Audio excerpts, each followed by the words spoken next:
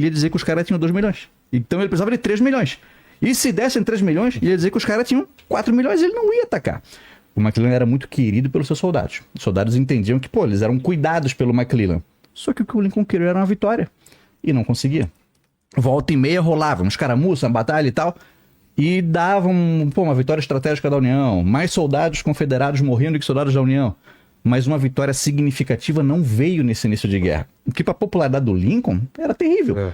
E aí se dizia, McClellan, tu não tá ganhando não. Olha só, eu não perdi. Eu falhei em ganhar. Era o argumento do cara. E por muito tempo esse cara foi o comandante do exército do Potomac. Então ali, em Richmond, não se teve avanço nesse início de guerra. O Robert E. Lee é que era de fato o principal comandante. Era o cara que aguentava os avanços e manteve a capital. E um outro ponto, eu acho que ele vai botar uma imagem do plano Anaconda, que foi o bloqueio. Mas esses territórios amarelos, o que são? São territórios que não eram estados ainda na época. Então, se tu vê aqui, no território do Novo México, teve confrontos ali também. Só que nessa região do oeste do Texas, o território indígena que depois veio a ser Oklahoma, foram mais ataques de escaramuças, onde tinha algumas milícias confederadas que faziam ataques rápidos. Não foi o local onde teve o pau torando de verdade. A guerra aconteceu ali, teve batalhas que aconteceram, mas não foi o grande peso da guerra. O principal peso da guerra foi do quê? Do rio Mississippi pro leste, no norte dos Estados Confederados e na região da Virgínia. Foi onde aconteceram as principais batalhas. O território só se tornava estado quando tivesse 40 mil pessoas, né? 40 mil votantes, cidadãos. Então, só quando tivesse da população, ele podia se tornar estado. Então, eram territórios que eles tinham conquistado do México, né? Na guerra, tinham derrotado o México na guerra, tinham adquirido. Então, esses territórios do oeste, outros eles tinham negociado com a Inglaterra ali mais ao norte. Então, eles ainda não eram estados, não tinha deputado, não tinha representação ainda. Não, falando Anaconda. A ideia da União era fazer esse bloqueio naval e entrar pelo rio Mississippi. Porque assim, os caras estão completamente bloqueados. O objetivo do General Grant era chegar até a cidade de Vicksburg. E chegou um momento em que ali no Alabama, na Louisiana, o porto de Nova Orleans, que era um dos principais que os caras tinham, já tinha sido tomado. Então, vitórias da União vinham. Não exatamente onde os caras queriam. Porque assim, não que eles não quisessem vitórias no sul e tudo mais, mas as principais em Richmond não vinham. Mas eles já tinham conquistado o porto de Nova Orleans e já estavam seguindo em direção a Vicksburg, onde eles iam se encontrar e, de fato, dividir o exército confederado. Ia ter aquele pedaço que ia ficar do Texas para lá para o oeste e o pedaço de cá. Era um dos grandes objetivos que os caras tinham. Então, quando se conseguiu a conquista da cidade de Vicksburg pelo General Grant, o cara se tornou um dos grandes nomes da guerra. Foi feito esse bloqueio. E assim, não é a todo momento. Um dos casos mais diplomáticos, assim, mais sensíveis foi quando um navio britânico foi parado pela União e dentro do navio britânico tinha 2 diplomatas confederados.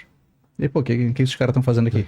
E aí teve uma crise diplomática com o Reino Unido, que ficou indignado. E, o que os Estados Unidos estão invadindo aqui navio do Reino Unido? O que tem 2 confederados no navio do Reino Unido? Não é pra ter. No final, o Lincoln disse, uma guerra de cada vez. Solta os caras, resolve as coisas, não vamos trazer os Estados, não vamos trazer o Reino Unido pra guerra. Vamos deixar essa questão. Mas o plano Anaconda foi a concretização dele foi um dos principais fatores assim que levou de fato à vitória da União. Entendi. E tudo isso era muito novo. Quando a gente fala das guerras anteriores que os Estados Unidos teve, por exemplo, a guerra com o México, né, a expansão pro oeste, era tudo muito diferente. Não é uma guerra no sentido convencional de guerra que a gente imagina. Porque as pessoas que tinham interesse, né, em se assentar e ter terras para o oeste, elas tinham armas de fogo. Tá? A população que estava ali na região do oeste já era uma população muito reduzida e fragilizada, né? Os nativos, né? A população indígena americana já tinha sofrido com doenças por muito tempo, já tinha sido sociedade desestruturada por muito tempo, eles não tinham acesso a armas de fogo também. Então, essa expansão foi uma expansão muito mais desorganizada, de pessoas indo com armas de fogo e tomando território, cercando e levando produção, levando gado, etc. E só depois vinha um exército americano, ou só se tivesse uma organização contrária. Então, por exemplo, a guerra com o México era em grande parte um terreno descampado, com muito pouco habitado, baixíssima densidade. As pessoas iam, fazendo pequenos assentamentos, pequenas fazendas, etc., de forma totalmente dispersa. Aí, como estão ocupando o território que não é deles, alguém se organiza para tentar ocupar de volta ou fazer alguma coisa, e só aí você vai mandar uma carta falando para alguém de um exército de um estado, porque eles desconfiavam de exército nacional, né? Então essa ideia de você ter um exército nacional que está ali o tempo todo sendo financiado e de pé para responder a ataques, isso é pós-guerra civil que eles vão se preocupar com isso. Mas eles tinham muito receio disso antes. Então eram mais exércitos estaduais. Então vai demorar para chegar lá, e o exército chega muitas vezes depois que o conflito já está resolvido. Então eles não tinham uma grande experiência de guerra nos territórios deles dessa forma, né? As grandes experiências de guerra que eles tinham, a Guerra de Independência, a Guerra de 1812 contra o Reino Unido, mas é muita experiência naval, né, de guerra naval, e que ficou no norte. A produção de navios, os encoraçados, nessa época já tinham encoraçados, navios de metal, foi quando com estrearam, canoneiras, exato. Mas os navios eles tiveram que adaptar, né? Navio de mercante para navio de guerra durante a guerra. Tiveram que adaptar porque não tinha... O Merrick dos Confederados foi um grande feito quando ele entrou em ação, né? Que era um navio revestido com ferro. Os caras, o que é isso aí? Batalhas assim, se os confederados não produziram, não produziram também. Batalhas de 2 navios de ferro que se chocavam um com o outro, atiravam um canhão. Bagulho impressionante. Pra época, não era uma coisa que se via. Sim, tudo muito novo, né? E então, essa experiência naval, eles tinham muito mais do que de ficar... abastecer grandes exércitos dentro do próprio território. As guerras anteriores que eles passaram não precisaram tanto assim dessa experiência. Então o Sul tinha os que eram vistos como os melhores generais para a época, eles tinham experiência, mas não tanto para o tipo de guerra que eles estavam lutando, para as armas que eles tinham, e isso eles vão meio que tentando aprender aos poucos, mas a cada ano que passava a situação piorava, né? A tecnologia das armas vai mudar muito nos 5 anos da Guerra Civil, e o Sul basicamente não tinha como acompanhar, era basicamente impossível. Bloqueados, a economia sulista ficou enforcada. Não tinha mais o que fazer. Era questão de tempo. Era exportação a economia dos caras. Com o plano Anaconda funcionando, os caras iam exportar pra quem? Eles até vendiam algodão, às vezes, pro norte, que tinha interesse em comprar esse algodão pra quê? Pra fazer seus uniformes militares e tudo mais.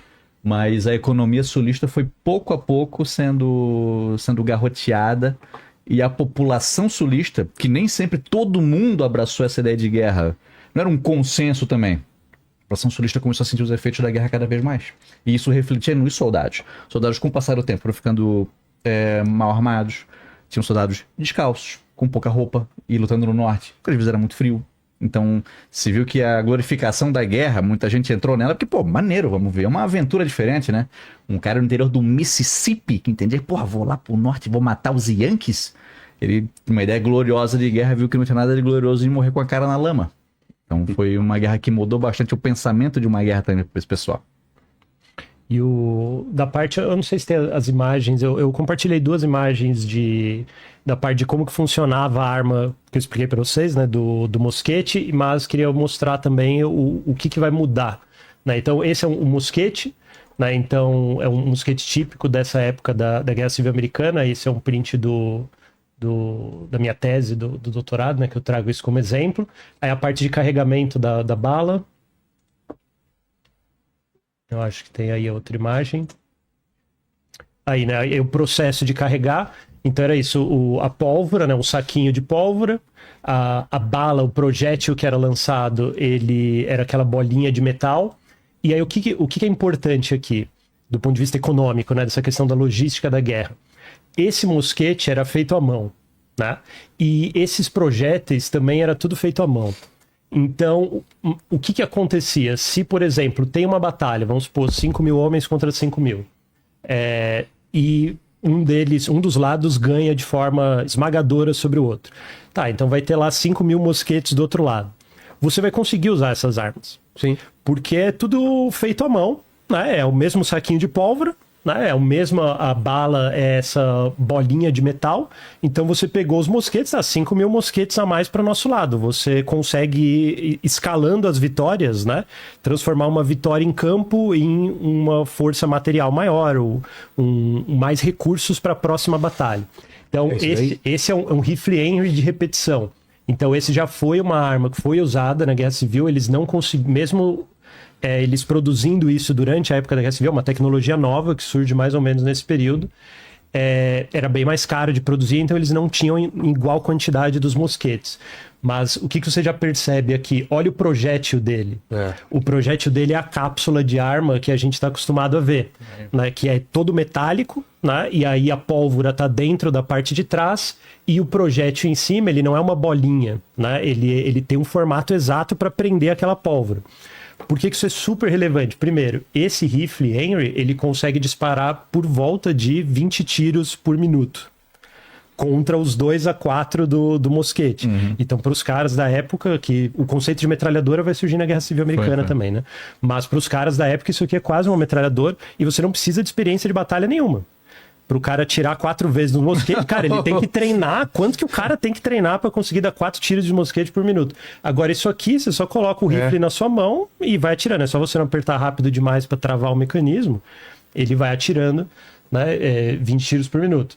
E esse projétil, vamos supor que as fábricas que produziam isso ficavam no norte, a tecnologia disso ficava no norte, eles que sabiam produzir isso em escala, porque precisa de padronização, é uma fábrica que vai fazer isso, são moldes, é todo um processo industrial, o aço, o ferro, é um processo específico para construir esse negócio. Aí vamos supor que tem uma guerra, tem lá alguns desse no campo da União, e os confederados estão lutando e os confederados ganham. E aí eles pegam esse rifle Henry e saqueiam, vai pro lado deles. O que eles vão fazer com isso? Não vai fazer nada. Não tem como. Não tem como, você não consegue fazer o projétil e é só, vou fazer a mão. Você não vai conseguir, porque tem que ser exatamente o encaixe, é tudo padronizado. Então, como que você vai abastecer ele? Você tem os projéteis que você conseguiu saquear. Quando eles acabarem, o seu rifle não serve para mais nada, né? Então isso é uma vantagem gigante na guerra, porque quando o norte ganhava, a partir do que tem essa tecnologia, qualquer vitória de batalha do norte, o norte ganha as armas do inimigo. Qualquer vitória que o sul ganha, ele não ganha todas as armas do inimigo, ele ganha só algumas que são as mais fracas. Então isso vai desbalanceando e cada ano que passa eles vão conseguindo produzir mais e mais armas, né? No final mesmo aqueles mosquetes, no final da Guerra Civil Americana, a maior armoraria do norte já estava conseguindo produzir 240 mil mosquetes por ano. De 20 mil para 240 mil é um ganho de escala gigantesco. Os industriais ganharam muita grana nessa época aí, né? Sim, e todo o processo de licitação da época os Estados Unidos têm que fazer do zero. Começa ali, né? O complexo industrial militar americano, ele começa ali na Guerra Civil. Como que você faz procuração de armas, porque tinha desvio de dinheiro para todo lado e contrato fraudulento, né? Era um problemaço. E no Sul era pior ainda, porque você nem tinha um governo, né? Você fazer um processo de licitação tendo um governo é uma coisa, você nem tem o governo, você só tem os estados, e você fala, cara, e aí, né? Como que vai fazer? Onde que tá o caixa do governo, entre aspas, federal?